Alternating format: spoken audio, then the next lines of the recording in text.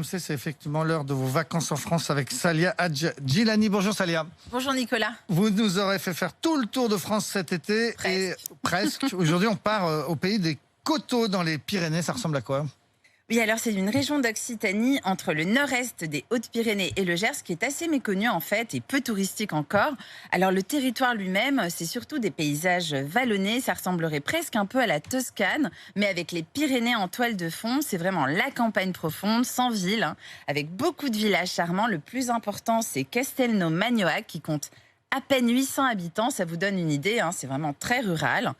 Donc c'est la destination pour ceux qui ont envie de se couper de la ville et de vivre vraiment à la campagne, dans un rythme plutôt zen. Et pour loger sur place, on trouve d'ailleurs pas mal de structures en pleine nature, comme des chambres d'hôtes et des gîtes, avec même des piscines pour des tarifs vraiment accessibles, Nicolas. Alors, qu'est-ce qu'on peut visiter d'intéressant ? Alors, je vous conseille d'aller dans les Baronnies. Donc, c'est à 1 heure de Castelnau-Magnoac, au pied des Pyrénées. C'est une région de moyenne montagne avec des grottes assez spectaculaires. À commencer par le gouffre d'Esparros, où vous pourrez admirer une série de stalactites absolument superbes. Mais les grottes les plus insolites, ce sont celles de Gargasse, parce qu'on peut y voir des dessins préhistoriques au pochoir d'environ 200 mains coupées. Alors c'est vrai que c'est insolite, c'est des mains en fait qui ont été dessinées à l'époque, mais auxquelles il manque une phalange en général. Et donc ce sont des mains d'enfants, d'adultes, on ne sait pas vraiment pourquoi. Et certains spécialistes pensent que c'était dû à des rituels de mutilation à l'époque ou à une maladie. On ne sait pas. C'est un mystère qui reste entier.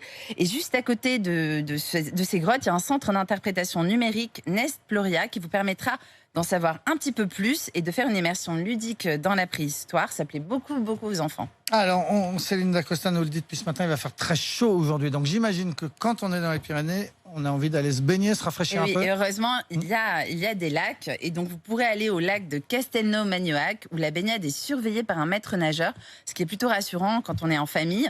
Mais si vous aimez la nature et surtout les oiseaux, je vous conseille aussi d'aller au lac de Puy-d'Arieux. Alors là, on ne peut pas se baigner, mais c'est quand même une halte rafraîchissante.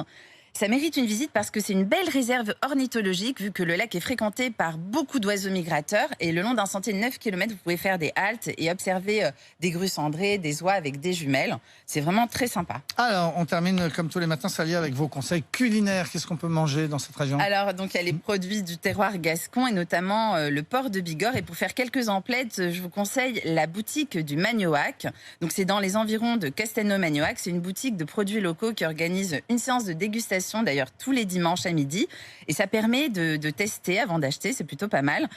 Et côté restaurant, je vous conseille une adresse qui sort un peu de l'ordinaire. C'est à 15 minutes de route de Castelnau-Magnoac. C'est le Sandicala au village de Galan. Alors la cuisine, elle est un peu originale parce qu'en fait, c'est avec des influences asiatiques et à base de produits du terroir toujours. Et donc, après le repas, vous pourrez faire une balade digestive au jardin de la Poterie-Ilaine à Thermes-Magnoac. C'est un joli jardin labellisé Jardin remarquable, avec une ambiance vraiment féerique et des œuvres en poterie disséminées un petit peu partout, des roseraies, des bambouseraies, c'est très chouette. Voilà, les conseils futés, le petit futé de Salia. Merci beaucoup.